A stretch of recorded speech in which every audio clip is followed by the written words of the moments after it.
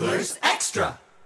Aaron Canada alongside John Schiffner on the Manager's Show here in Chatham on the Cape Cod Baseball Network. And Schiff, it's another scorcher. Oh, it's hot. It's really hot. But, it's better than misty cold. I can remember July's days where it's 50 degrees, the sun's not out, it's wind's blowing, it's not raining, and it's not showing anything on the radar, but there's mist in the air, there's water in the air. It's brutal. So this is fine. I'll take this anytime.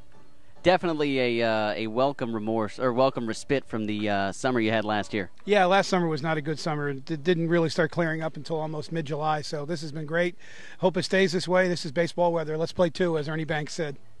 A big win over the Orleans Firebirds last night in Orleans. Now they come here as part of the customary home and home for Independence Day weekend, though it is the Sunday and Monday. And yeah, you got to see them last night, but they got to see you last night as well too. So what do you expect out of these guys tonight? Well, it's Orleans, it's Chatham. Two very good baseball teams. Kelly does a great job of recruiting. We think we do a pretty good job here. So, just because we won last night, you throw that out the window, and you got to play again tonight, and hopefully we're ready. Now, they got a great piece of news yesterday. Colton Wong will not be going to Team USA. He's going to stick right here in Orleans. That's got to be a major boost to their lineup as they go along the season. No question. He's a very, very good player, and good for us for being able to keep him off of Team USA for the Cape Cod League. Bad for Chatham because he's very good. He's a tough out, boy.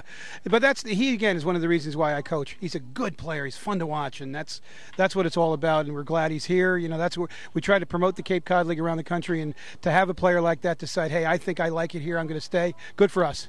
I want to touch on something we talked about yesterday when you mentioned that Eric Goodell may or may not be coming to Chatham. Any updates, or can you elaborate any more on that? I know nothing else. I'm assuming he's not coming back. He's not going to come here at all, but things could change. But, he seemed very confident, and, we're just going to have to it looks like we're going to have to work without him. But, that we have a pretty good-sized pitching staff, and a lot of guys are throwing well.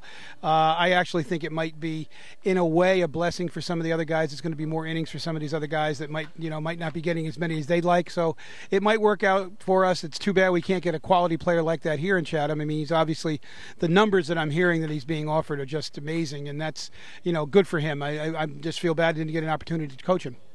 Now, you mentioned that a couple of guys on this staff might actually benefit from him not coming. Who do you have anybody in mind? No, just everybody. Everybody's going to pick up innings because he's going to get innings. He's probably going to get 15 or 18 innings this summer. I mean, that's where we're going to hope that he would get. So there's 15 or 18 innings you distributed amongst the other guys. So that's a good thing for the other guys. They're going to get more opportunities to expose themselves. Now, we talked a week back about what a grind it is on the players, but not only for them, but also on the managers and coaches. And I was wondering if you could take us through your daily schedule. I imagine it's a bit easier now that the season has gotten underway, right. But, it's pretty tough day in and day out. Well, I've got it pretty easy compared to the guys that, Berto and Ryan, they work their butts off. I mean, Berto's on the field virtually every day. Ryan's here every day with the camp. Trying to deal with that is, not exactly easy day. Not an easy day. That's 4 hours with the little kiddies, and then you get home for a little bit of break. But in the meantime, you're trying to set up your pitching rotation. You're trying to figure out. Ryan's a tremendous stat guy. He's doing all the stats to give his pitchers who threw last night their statistical analysis. Berto's doing the same thing, working with the hitters. He sits down and talks to me with the lineup. My life's gotten a lot easier since I get out of school. That pretty much my day consists of anything I want it to consist of. Now, does that means I could be talking to some scouts? They want to know who's pitching tonight. They want to know who's playing, well, who's not playing well, something like that. They want an evaluation on another team. I'll get agents that are calling about their players, just checking in, and I'm sorry, advisors. God, NCAA is not listening. Things like that. But my day, there's fishing in my day. I've got a beautiful boat that I love to take out, and I can get out on that more often than those poor guys. Like I said, I feel bad for them. They're the workhorses. I've got it made. I show up at the yard at 3 o'clock, walk around, make sure everything's going fine. Well, those guys are coming off maybe a half-hour, 45-minute nap, a half-hour lunch, and then here they go again. So those guys deserve all the credit, not me. I've heard about that boat. Is it really called the Summer Catch? It is called the Summer Catch, yes. Now, why not? Now, we talked about, over the course of the season, we've talked about pipelines from certain schools to Chatham, and you talk about how scouts call and ask you about certain guys. Does that translate into a bit of a pipeline down the line for pro teams? Oh, sure. They'll contact me. I've got some great contacts within, professional baseball, especially at the upper management, and they trust my evaluations. And yes, there's a lot of phone calls over the winter and into the spring about certain players that I've either observed in the league or literally played for me. And it's nice. It's nice to get those phone calls. In fact, the one I think we mentioned was that I had a very lengthy conversation with Omar Minaya. So I think that some of the things I said must have hit a nerve because Matt Harvey's playing for, or it was drafted first round by them. So I'm hoping that what I said maybe ignored me. I don't know, but that's I get a lot of those phone calls, and that's a fun part of this job. You mentioned to me a little while back that you were a scout for the Expos for quite some time. Actually, sitting behind the bleachers here kind of gives you a few poor flashbacks to sitting there with the gun in your hand and, on what I can imagine are hot and cold nights and extreme weather. And, having that background, it's got to help you recruit. And using those tools to recruit for the teams here. Well, more from I don't get a chance to see a lot of these players. I get maybe opportunity to take one or two trips to see some of these guys. What I have to rely on are the people who have gotten to know through baseball, whether it's through coaching or scouting, and that's how I get the players that I think we're able to get through their evaluations. I trust them as a friend and trust them as a coach and an evaluator, and they tell me, well, this guy's going to help you. That's really helped me. My scouting career does not. It's a whole different aspect than coaching here. So because here you just don't get the opportunity like a college coach to go out and recruit like they do.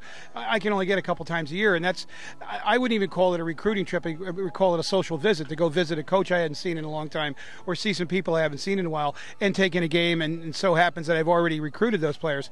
So that's more or less what I do on those trips. But the scouting experience has helped me evaluate after the season when people call and say, well, what do you think? You know the numbers, you know the lingo, you know what we're looking for, what do you think? And that's helped out some of my ex-players once they leave here in the draft the following year. But, it's a whole different world. But I don't miss scouting. I did it, I still coached high school ball and scouted in the summers between 83 and 88, and I was very glad to get back on the field. Do those scouting techniques help you out as a manager as you go along towards the end of the season, just kind of taking the abilities of your players in certain situations against the abilities of players on opposing teams? Well, I think you do that as a coach. I think where scouting has really helped in the Cape Cod League is I can tell the players what scouts are looking for. That's the big advantage that we have here, because I can tell a player, well, I was a scout. This is what I looked for when I covered the Cape Cod League. So maybe you should, brush up on those particular parts of your game. And especially down here, these guys they've been scouted forever. They've been scouted since their sophomore year of high school. Now who's here are the scouting directors, the assistant scouting directors, the national cross-checkers. And they're not really looking at your individual at-bats. They're looking at the whole picture. They're looking at how you compose yourself throughout the entire game. Are you a teammate? You won't see. I'm going to give away a tip here. Scouts that sit right where we're sitting, directly behind home plate, they're probably area scouts. The cross checkers and the scouting directors, they're around, and what they're looking at is they're looking in the dugout. They want to see what you do after you strike out. What did you do after you made an error? What are you doing in the dugout while the game is on? Do they want your makeup to be with their organization? That's what they're trying to pick up on. They all know the physical abilities. That's easy. You get numbers. Your numbers are already turned in by the area scouts. They're checked by they're checked by the national cross checkers and so forth. But now it's makeup time. It's how is that person going to fit with us? And that's important for the kids. And I try to tell them that you've got to make sure that you clean your act up at every game, and make sure you're ready to play that game and you're into that game, because if they see something they don't like that could cost you that team, it could cost you money. So it's that's why I tell everybody, more than likely most of these kids are going to get drafted, but it's will they get drafted where they hope to get drafted? That's a big thing. He's John Schiffner. I'm Aaron Canada on the Manager Show on the Cape Cod Baseball Network. Go Anglers!